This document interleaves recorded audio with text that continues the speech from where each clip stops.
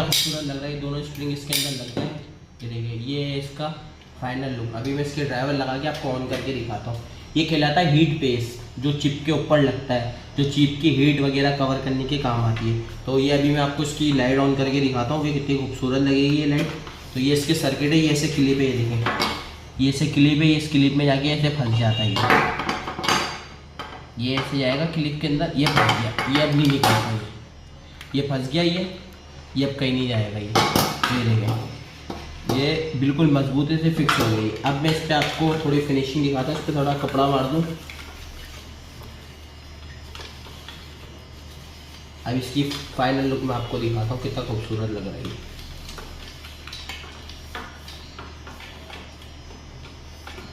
ये देखें, तो ये देखें आप कितना खूबसूरत लग रहा है। ये इसका फाइनल लुक है। ये देखें, ये इसका फाइनल लुक है। ये देखें कितना खूबसूरत लग रहा है। अब मैं आपको ऑन करके दिखाता हूँ।